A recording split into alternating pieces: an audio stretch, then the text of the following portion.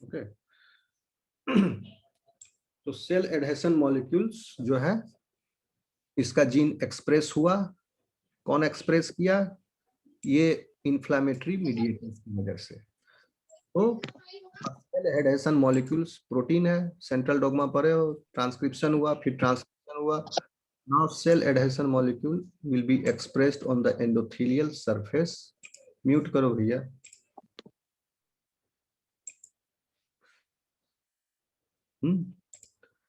तो cell adhesion molecule की वजह से एक्सट्रावेगेशन होगा अब।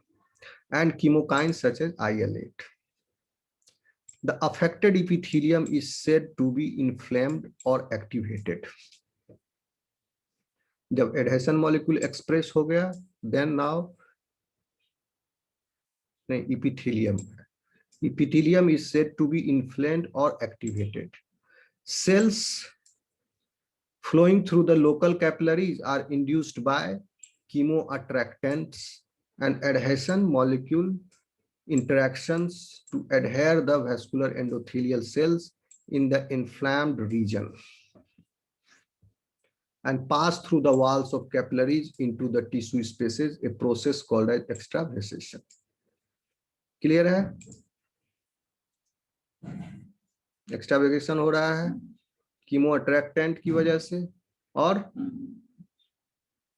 किसकी वजह से? Because of the expression of cell adhesion molecule. Okay. अब न्यूट्रोफिल्स जो है are the first to be recruited to a site of infection, where they enhance local innate responses followed by monocytes that differentiate into macrophages that participate in pathogen clearance and help initiate wound healing. मैक्रोफाजेज जो है wound healing में भी help करता है। कैसे? मैक्रोफाजेज release करते हैं कोलेजिनेज नाम का एंजाइम, जो कि टिश्यू रीमॉडलिंग में हेल्प करता है, फिर वहां पर नया टिश्यू बनने में, पुराना टिश्यू को डिस्ट्रॉय करने में, वहां उसके कंपोनेंट को क्योंकि डिस्टर्ब हो गया तो उस कोलेजन को डिस्ट्रॉय करेगा, नया टिश्यू बनेगा। ओके।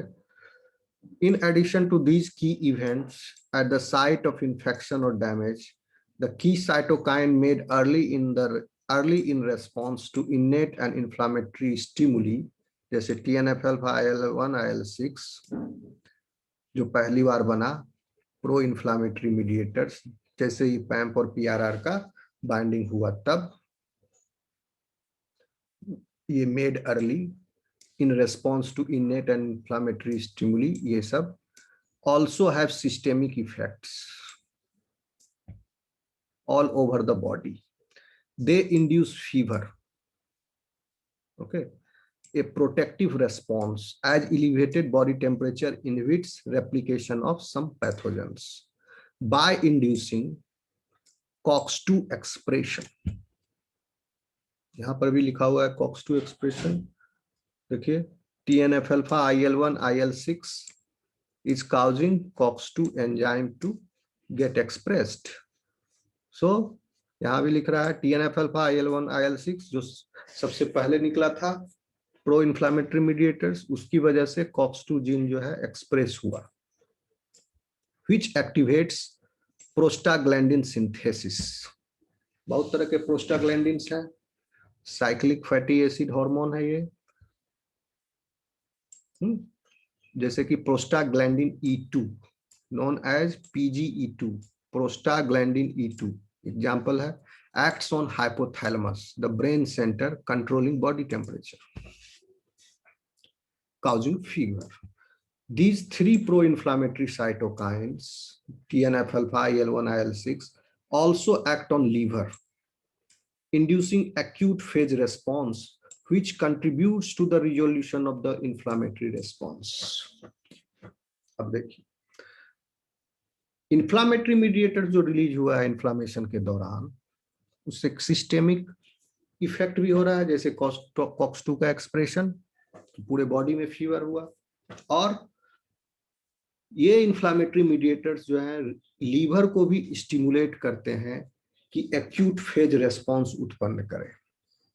एक्यूट फेज रिस्पॉन्स जो है उसको कहते हैं, किसको कहते हैं, ब्लड में जो भी चेंज आ रहा है सेल्स को छोड़ के, सीरम में, सीरम का जो कंपोजिशन है, ठीक है, इन healthy state and in A diseased condition is different. ठीक है, सेल का भी कंपोजिशन जो है ब्लड में in disease condition and in healthy condition both are different. लेकिन जो ब्लड के अलावा जो फ्लूइड का कंपोजिशन है उसको वो है आपका, एक्चुअली उसको कहते हैं, उसमें जो प्रोटीन है उसको एक्यूट फेज रेस्पॉन्स प्रोटीन्स कहते हैं। आज भी ये टर्म यूज किया जाता है। तो एक्यूट फेज रेस्पॉन्स जो है जिसकी वजह से सीरम का कंपोजिशन चेंज हो गया। तो सीरम के कंपोजिशन को चेंज करने के लिए आपने पढ़ा है कॉम्प्लीमेंट सिस्टम में, complement components are synthesized in liver. Okay, और लीवर में सीआरपी, सी रिएक्टिव प्रोटीन भी सिंथेसाइज होता है। तो ये सब है acute phase response proteins. These proteins are synthesized in liver. So in response of what? These initial pro-inflammatory mediators जब रिलीज हुए तो ब्लड में गया, लोकल साइट से फिर ये डिफ्यूज होकर के ब्लड में आ गया, ब्लड से बॉडी में सर्कुलेट हुआ, लीवर में गया, तो लीवर में कॉम्प्लीमेंट कंपोनेंट्स का सिंथेसिस, सीआरपी का सिंथेसिस हिपेटोसाइट्स में दे विल इंड्यूस। और ये एक्यूट फेज प्रोटीन्स जो है they will further contribute to the resolution of inflammatory response. जैसे कॉम्प्लीमेंट कंपोनेंट आया वो भी पैथोजन को मारने में हेल्प करेगा। ठीक है, ओके। और सीआरपी आया, CRP C reactive protein, C reactive protein भी जो एक तरह से ऑप्सोनिन है और लेक्टिन पाथवे को इनिशिएट कर देता है, that is also acute phase protein. और डिफेंसिन्स, एंटीमाइक्रोबियल पेप्टाइड्स, ये भी एक्यूट फेज प्रोटीन्स है, पूरे बॉडी में सर्कुलेट होगा, उसका इफेक्ट होगा। ठीक है, क्योंकि अब पैथोजन थोड़ा लेट हुआ, ये तब तक पैथोजन जो है सर्कुलेशन में भी चला गया होगा ब्लड में। Okay, mannose binding lectins, MBL, ये भी है जो है एक्यूट फेज प्रोटीन है।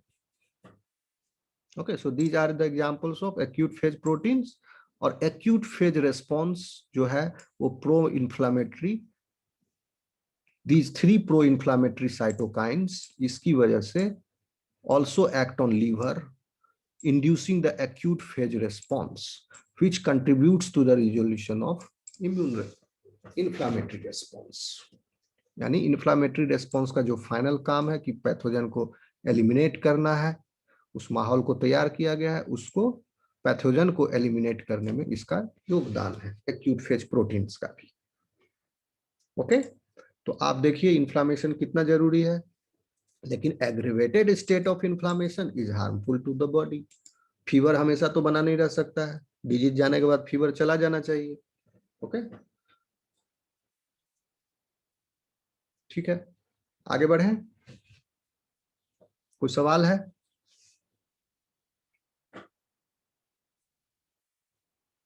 No sir. अब देखिए, चूंकि हमने अभी क्या देखा, इन्फ्लामेटरी प्रोसेस, ये भी ब्रीफ में। तो इन्फ्लामेटरी प्रोसेस की वजह से एक्यूट फेज रेस्पॉन्स भी उत्पन्न हो रहा है। तो थोड़ा सा एक्यूट फेज रेस्पॉन्स भी हम लोग स्टडी कर लेंगे, क्योंकि ये भी इन्फ्लामेटरी रेस्पॉन्स को का जो मकसद है उसको हासिल करने में मदद कर रहा है एक्यूट फेज रेस्पॉन्स। और एक्यूट फेज रेस्पॉन्स होने के लिए कौन रेस्पॉन्सिबल है, क्यों हो रहा है acute phase response? Because of the acute phase proteins. क्यों एक्यूट फेज प्रोटीन्स? जो अभी बताया, these complement components, opsonins, complement fragments, okay, defensins, collectins, MBL, ये सब जो अभी बताए एग्जाम्पल, ये सब acute phase, CRP acute phase proteins है। और ये प्रोटीन जो था इन्फ्लामेशन स्टार्ट होने के पहले नहीं था बॉडी में, या बहुत ही कम मात्रा में थे। ऐसा नहीं है कि एकदम नील रहता है, थे बट कम मात्रा में था ब्लड में, और ब्लड का कम प्रोटीन है। लेकिन जब इसको एक्सपोजर हो गया लीवर को, TNF अल्फा, IL-1, IL-6 मिल गया, तो that means it has given the signal that infection has come किसी लोकल एरिया में आपका दूर में कहीं इन्फेक्शन है, लीवर को पता लग गया बॉडी में ही है कहीं पर, then liver will start this acute phase protein synthesis. Okay, sir मतलब TNF अल्फा IL-1 IL-6 के रीजन से ही एक्यूट फेज रिस्पांस का मतलब रिस्पांस देता है acute phase. yes, these are the responsible ones for the initiation of acute phase response. और acute phase response मतलब बहुत लेस अमाउंट में रहता है, वो उसका अमाउंट भी इंक्रीज करता है। Yes. Complement components are not required all the time. Okay, if C3 is high in, if C3 level is high without any region, without infection, क्या होगा? ऑटो इम्यूनिटी हो जाएगा। C3b fragments is very potent opsonin.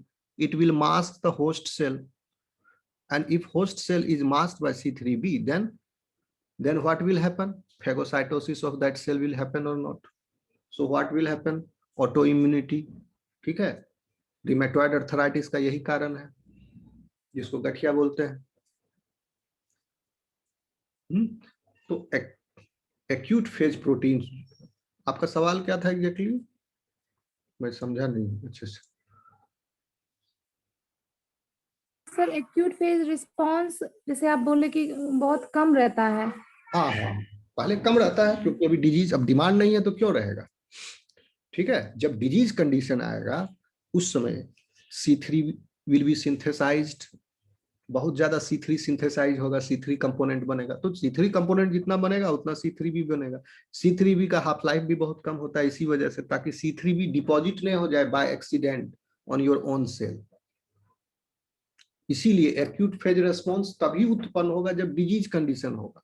अगर disease condition नहीं है तो acute phase response होगा तो उसका बहुत हार्मफुल इफेक्ट होगा बॉडी पर, ऑटो इम्यूनिटी हो जाएगी। तो एक्यूट फेज रेस्पॉन्स के एक्यूट फेज प्रोटीन्स जो हैं वो सहायक हैं आपके डिफेंस में, और जब डिफेंस की जरूरत नहीं है उस समय इनकी भी जरूरत नहीं है, नहीं तो ये अंधे हैं। ये डिफेंस करेंगे, तो डिफेंस करेंगे तो किसी को एनिमी समझ के करेंगे, तो होस्ट सेल को एनिमी समझ लेंगे and it will destroy your own tissues. तो ऑटो इम्यूनिटी का कोई इलाज नहीं है, very dangerous condition. Okay,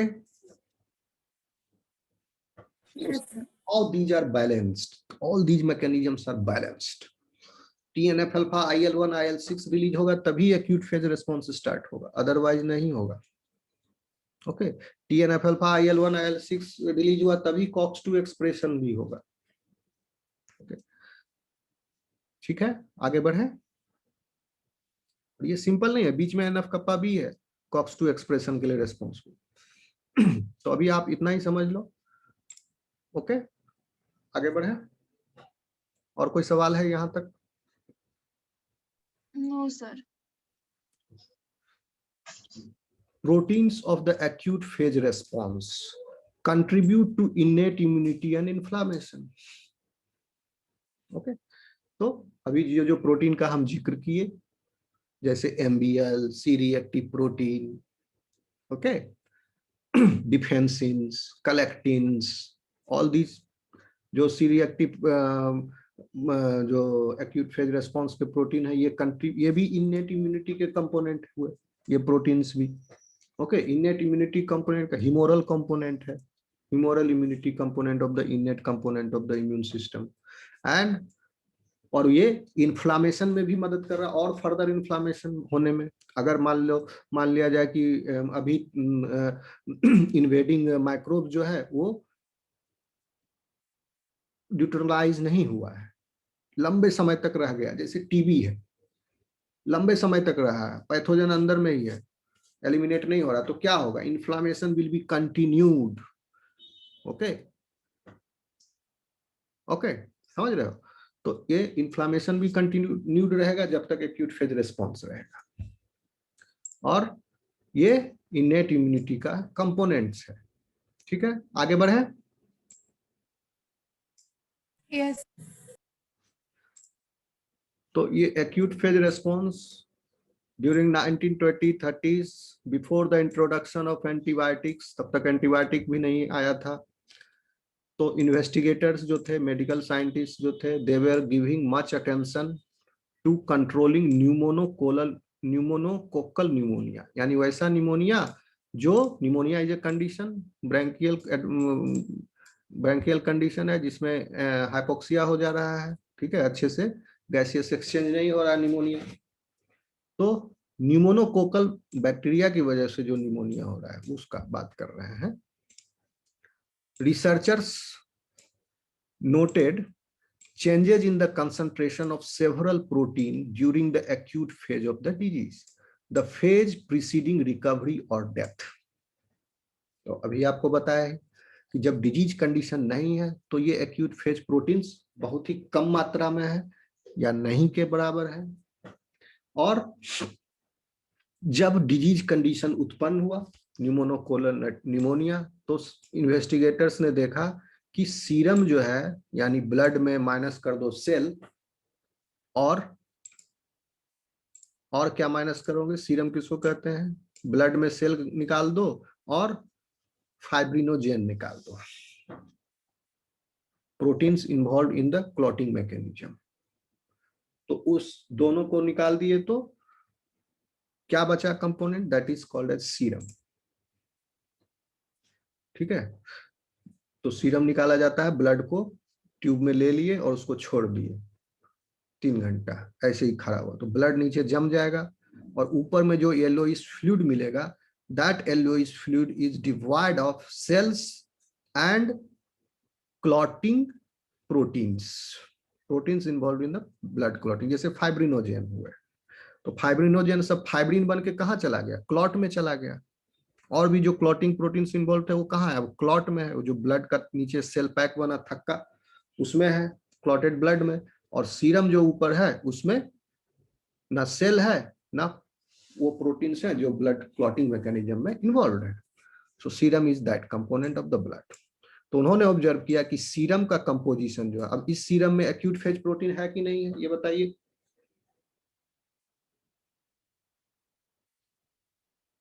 serum में एक्यूट फेज प्रोटीन है कि नहीं है, प्रेजेंट है, यस, तो सीरम में एक्यूट फेज प्रोटीन है, कॉम्प्लीमेंट प्रोटीन्स है, ओके, ये सब है इस सीरम में, तो उस सीआरपी है, तो सीरम का चेंज हो गया, serum changes were collectively called acute phase response, तो सीरम का कंपोजिशन चेंज हो गया, डिजीज कंडीशन में एक्यूट फेज प्रोटीन बढ़ गया, लेकिन देखो इससे पहले वाला लाइन छूट गया था। Researchers noted the changes in the concentration of several serum proteins during acute phase of the disease के एक्यूट फेज में, द फेज प्रीसीडिंग रिकवरी और डेथ, यानी मोनोकोनल निमोनिया से डेथ भी हो जाता था, तो डेथ होने के पहले उनके, या रिकवरी, ये जो ठीक हो जाएंगे पेशेंट, वो उसके पहले that phase is called acute phase, उस एक्यूट फेज में serum composition is different than healthier state, तो serum changes were collectively called, this serum change is collectively called as acute phase response, APR, and the proteins whose concentrations rise during the acute phase are still called, पुराना जमाना में ये इसको term दे दिया गया था APR, अब तो सारा पता है हम लोग, सारा नहीं बहुत कुछ पता भी है क्या क्या हो रहा है वहां पर, ठीक है, जैसे इन्फ्लामेशन, ये सब नहीं पता था उनको, तो सब इन्फ्लामेटरी रिएक्शंस को ही एक्यूट फेज रेस्पॉन्स कहा जा रहा है, ओके, और कॉम्प्लीमेंट एक्टिवेशन ये सब हो रहा है इसी के अंदर एक्यूट फेज रेस्पॉन्स में। अब प्रोटीन्स जिसका कंसंट्रेशन चेंज हुआ, यानी कॉम्प्लीमेंट प्रोटीन, सीआरपी, ये सब बढ़ गया, okay, rise during acute phase are still called, और आज भी उनको एक्यूट फेज रेस्पॉन्स प्रोटीन कहते हैं हम लोग, जिसमें सब इंक्लूडेड है, CRP, collectins, MBL, defensins, okay, complement proteins. The physiological significance of some APR proteins is still not understood, but we know that some contribute to the innate immune response to function. Some contribute, सबका नहीं पता है, लेकिन some contribute to the innate immune response of the function. तो बताइए कौन कौन सा इनेट इम्यून कॉम्प्लेक्स को कॉम्प्लीमेंट कर रहा है, कंट्रीब्यूट कर रहा है, कौन सा एपीआर प्रोटीन जिसके बारे में आप जानते हैं कि that is definitely contributing to the innate immune response. और क्योंकि बहुतों का अभी तक नहीं पता चला है, अंडरस्टूड हुआ है, तो उसके बारे में नहीं कह सकते हैं कंफर्मली, लेकिन जिसके बारे में कह सकते हैं वो कौन कौन है, पढ़ाया है आपको, कॉम्प्लीमेंट सिस्टम। कॉम्प्लीमेंट सिस्टम क्या है, इनेट इम्यून सिस्टम का पार्ट है। कौन सा पाथवे, लैक्टिन पाथवे और अल्टरनेटिव पाथवे। याद है कि भूल गए? और CRP, C reactive protein. C reactive protein is also binding to what? Binding to C reactive protein is also an opsonin. So it is binding to PAMP. So these, ये सब का तो पता है, और बहुत तरह के एपीआर प्रोटीन्स हैं, नहीं पता है हम लोगों को, कुछ का पता है कॉम्प्लीमेंट का, ये सब। अब देखिए क्लियर होगा ये first para. Sir APR proteins में का तो कुछ होगा ना, और नाम, एग्जांपल्स वगैरह? हाँ बता रहे थे, एपीआर प्रोटीन बहुत तरह के प्रोटीन, जैसे एक तो हो गया कलेक्टिन्स। कलेक्टिन्स पिछले क्लास में पढ़ाया है, क्या है, carbohydrate binding cysteine rich collagen like domain. ठीक है, इसी में हो गया आपका कौन कौन, एमबीएल माइनोज बाइंडिंग लैक्टिन है, और C1Q component of the C1 component of complement system. ठीक, और कौन है, और C1Q जो है एंटीबॉडी के थ्रू बाइंडिंग होता है। ओके, और एमबीएल हो ही गया, कलेक्टिन में एक और है जो पढ़ाए थे, अच्छा छोड़ो, कलेक्टिन हो गया। अब देखिए डिफेंसिन्स पढ़ा है आपको, वो भी एक एक्यूट फेज प्रोटीन है डिफेंसिन। देखो फिगर दिखा देते हैं, रिकॉल कर लो आप लोग, लास्ट क्लास में पढ़ाया है सब। सी, ये डिफेंसिन्स है जो प्लाज्मा मेम्ब्रेन में इंटीग्रेट किया था और पोर फॉर्मेशन कर दिया माइक्रोब के। ठीक है, ये दूसरा है जो ह्यूमंस में और हायर वर्टिब्रेट्स में पाया जाता है, क्या नाम है, कैथेलिसिडीन, ये भी कर रहा था। ये सब these are acute phase proteins. और सबसे इंपॉर्टेंट जिसके बारे में हम लोग बहुत डिटेल से पढ़े हैं, कॉम्प्लीमेंट सिस्टम के प्रोटीन्स, जैसे C2, C3, C4, all these are acute phase proteins, क्योंकि ये इनिशिएट करेंगे पाथवे को, पाथवे में काम आएंगे, lectin pathway, alternative pathway. Okay, so ये भी जो है एक्यूट फेज प्रोटीन से complement protein. CRP C reactive protein, ये भी ऑप्सोनिन है, ये भी वर्क करेगा, ये भी करेगा एक्यूट फेज प्रोटीन। और complement fragment such as C3b, C3b, C4b, ये ऑप्सोनिन्स हैं। जितने भी ऑप्सोनिन है सब एक्यूट फेज प्रोटीन है। आया समझ में? Yes sir.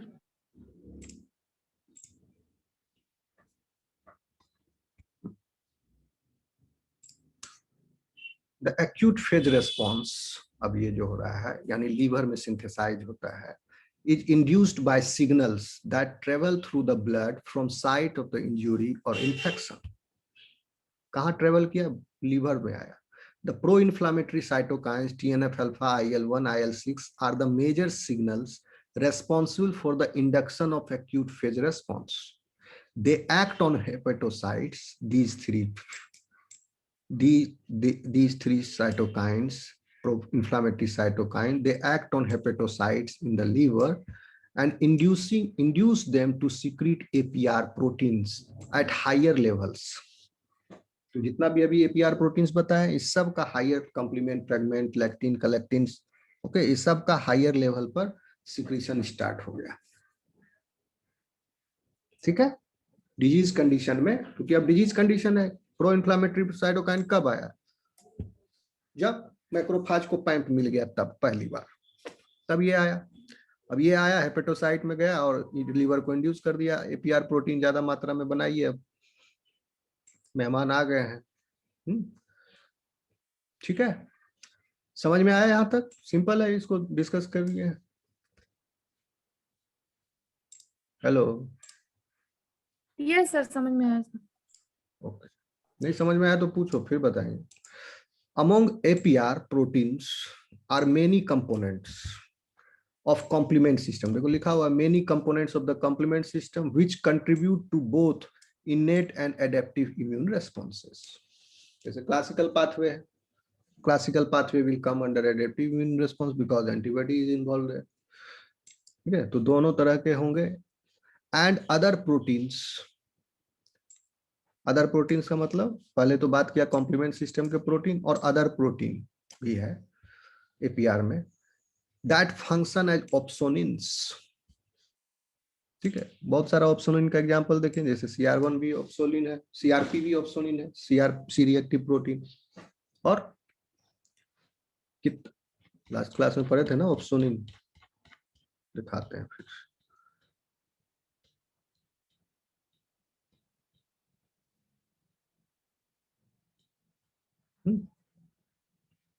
ऑप्सोनिन्स CD91, CR1, नहीं, ये रिसेप्टर्स है. These are opsonins. Collectins SPA, SPD, MBL, ficolin, C1Q, complement components and fragments, antibodies, C reactive protein, ये सब ऑप्सोनिन है. So these opsonins आगे and other proteins such as opsonins, सब opsonin का synthesis हुआ hepatocyte, enhancing phagocytosis, which will help in enhancing phagocytosis. क्योंकि ये opsonins जो है they will help them in phagocytosis, क्योंकि opsonin receptor present है. ठीक, कहां पर ऑप्सोनिन रिसेप्टर है? जो प्रो इन्फ्लामेटरी साइटोकाइंस रिलीज किया वो सेल्स, उसके ऊपर ऑप्सोनिन रिसेप्टर है. As was mentioned, complement components and fragments contribute to pathogen inactivation and clearance in a variety of ways, including serving as opsonins. ये भी पढ़ा चुके हैं आपको हम. कॉम्प्लीमेंट सिस्टम में कॉम्प्लीमेंट कंपोनेंट्स जो है, जैसे C3b, C4b, ये सब कॉम्प्लीमेंट कंपोनेंट्स और फ्रेगमेंट्स हैं, जो कि वो भी C3b, C4b भी ऑप्सोनिन है. और C3b, C4b क्या करता है? कोवेलेंटली बाइंड कर जाता है माइक्रोब के सरफेस से, ऑप्सोनाइज कर दिया, तो उसके बाद पैथोजन जो है इनएक्टिव हो गया, एंड उसका फिर क्लियरेंस होता है बाय फेगोसाइटोसिस, क्योंकि फेगोसाइटिक सेल्स के ऊपर फिर ऑप्सोनिन रिसेप्टर प्रेजेंट है. C3b, C4b के रिसेप्टर. C3b, C4b का कौन रिसेप्टर है? CR1, complement receptor 1. Okay, second point clear हुआ? Yes sir. हेपेटोसाइट्स क्या है? हेपेटोसाइट्स लीवर के सेल्स को बोलते हैं हेपेटोसाइट्स. कौन पूछे, किनका सवाल है ये? गिंदा. ओके. हेपेटोसाइट्स जो लीवर के सेल्स हैं, जो काम कर रहे हैं, लीवर के फंक्शनल सेल्स. सिर्फ लीवर में सिर्फ हेपेटोसाइट्स ही थोड़ी होगा, लीवर में ब्लड वेसल्स भी होंगे, अदर सेल टाइप्स भी होंगे, लेकिन मेन इंपॉर्टेंट जो जिसको लीवर सेल बोला जाता है, वो सेल जो लीवर के अलावा और कहीं नहीं है, सिर्फ लीवर के सेल है, वो हेपेटोसाइट्स है. ब्लड तो सारे सेल्स में है, सारे टिश्यूज में है ब्लड कैपिलरीज. ओके, सारे ऑर्गन में है ब्लड, समझ गया है। Hepatocytes, yes sir. हेपेटोसाइट्स जो है लीवर का सेल है, ये liver cell.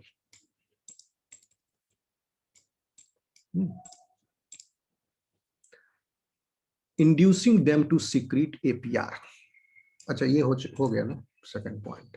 Third point, several other proteins are produced at higher levels during APR. several other proteins, other protein क्यों लिख रहा है इसको, ये सब इस प्रोटीन के अलावा, ठीक है, कॉम्प्लीमेंट में जो प्रोटीन है, कॉम्प्लीमेंट सिस्टम के प्रोटीन के अलावा सेवरल अदर प्रोटीन्स, जैसे कि सीआरपी। सीआरपी तो कॉम्प्लीमेंट सिस्टम का प्रोटीन नहीं है ना, और कॉम्प्लीमेंट सिस्टम के प्रोटीन के कुछ फ्रेगमेंट्स जो है ऑप्सोनिन्स भी हैं, जैसे C3b C4b, और ऑप्सोनिन अलग भी तरह के हैं जो कॉम्प्लीमेंट फ्रेगमेंट्स नहीं है, वो भी ऑप्सोनिन्स हैं, ठीक है, जैसे MBL, CRP। इसीलिए लिखा है several other proteins are produced at higher level, disease condition में हाई लेवल में प्रोड्यूस होगा during APR। One of them is mannose binding lectin, MBL, described earlier.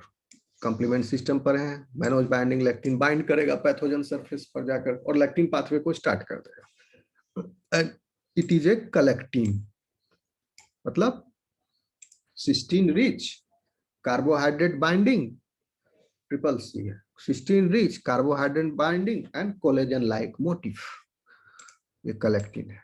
That recognises mannose containing molecular patterns. तो ये MBL जो है bind करता है किससे, इसको कह सकते हैं सॉल्युबल PRR या सॉल्युबल PRP, यानी soluble pattern recognition molecule. Receptor हो गया तो सरफेस बाउंड, PRR जो है वो सरफेस बाउंड था, ये है soluble PRP, pattern recognition protein. और ये किस पैटर्न को रिकॉग्नाइज कर रहा है, जो माइक्रोबियल सरफेस पर है, पैम्प, जिसमें mannose containing molecular patterns on microbes and promotes phagocytosis by blood monocytes. MBL का डुअल रोल है, complement activation and phagocytosis both. Phagocytosis क्यों, क्योंकि MBL का रिसेप्टर है प्रेजेंट फैगोसाइटिक सेल के ऊपर। MBL जब बाउंड स्टेट में, MBL बाउंड कर गया पैथोजन सरफेस से, नाउ इट हैज immobilized, तो रिसेप्ट it can go and bind with receptor present on other cell. और MBL सोल्यूबल फॉर्म में है, तो सोल्यूबल फॉर्म में ही रहता है। पैथोजन से जब कोवेलेंटली बाइंड किया, मैनोज रेसिड्यू पहचान के पैथोजन के सेल सरफेस पर, तो वहां पर लैक्टिन पाथवे भी स्टार्ट कर देगा ऑन दैट पैथोजन का सेल सरफेस पर। ओके, क्लियर है, आगे बढ़ते चले।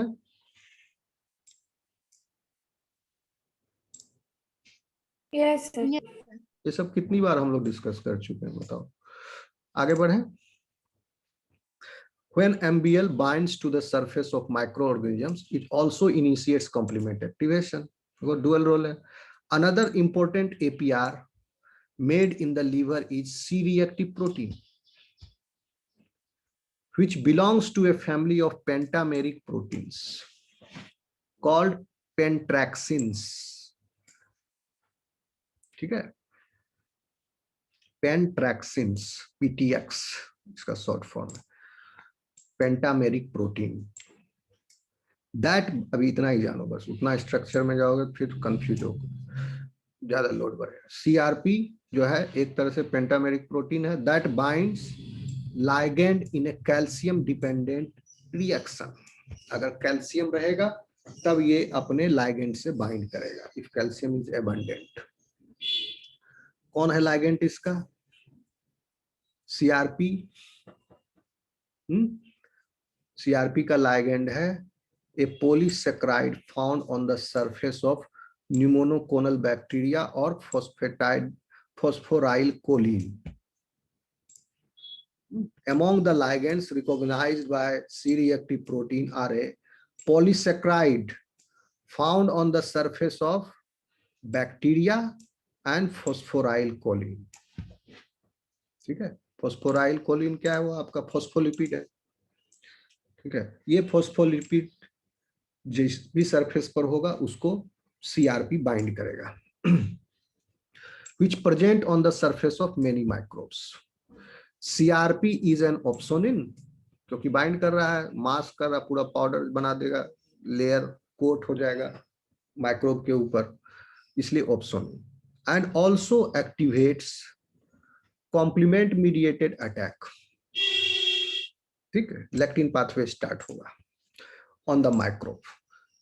Circulating CRP levels are considered an indicator of the level of ongoing inflammation. That is why clinicians order this thing. They want the CRP level. They want to know CRP level of the patient. Okay, a good clinician always. So two other pentraxins. तो pentraxins भी बहुत तरह का है, एक CRP हो गया, other पेंट्रैक्सिन है सीरम एमाइलॉइड प्रोटीन भी है, पीटीएक्स पेंट्रैक्सिन ही है, different type of pentraxin. Similarly कहने का मतलब बहुत तरह के पेंट्रैक्सिन्स हैं, one of them is CRP, another इसका सीरम एमाइलॉइड प्रोटीन है, और they similarly function as both opsonins and activators of complement pathway. ठीक है, many types of pentraxins, these are synthesized by liver, they function as activators of the complement pathway.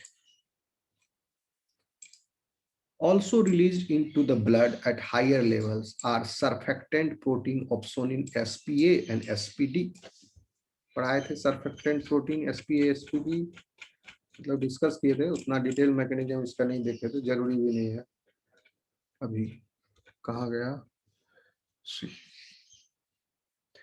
Collectins, SPA and SPD,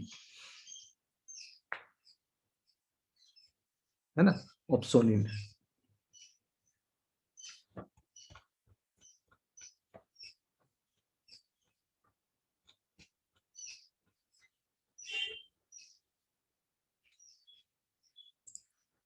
And these surfactant proteins mentioned earlier are providing protection against lung infection, dual role है इसका भी lung infection से protection में, and a number of proteins that participate in or regulate the coagulation clotting pathway. SPA, SPD is providing protection against lung infection here, lungs, and और भी अलग तरह के प्रोटीन है, ये पेंट्रैक्सिन नहीं है, ठीक है, ये सर्फेक्टेंट प्रोटीन है। And other type of proteins, a number of proteins that participate in or regulate the coagulation clotting pathways such as fibrinogen. This also is, this fibrinogen is also called as, is also considered as acute phase protein. While most of these APR proteins are always present in the blood at low levels, their increased concentration during acute phase response provide enhanced protective function during infections. ठीक है, तो coagulation pathway में जो proteins हैं, जो factors हैं बहुत तरह का, 10-12 फैक्टर्स, वो सब भी एक्यूट फेज प्रोटीन है। फाइब्रिनोजेन भी एक्यूट फेज प्रोटीन है। ओके, तो कोई टिश्यू डैमेज हुआ है, ओके, कुछ पूछना है?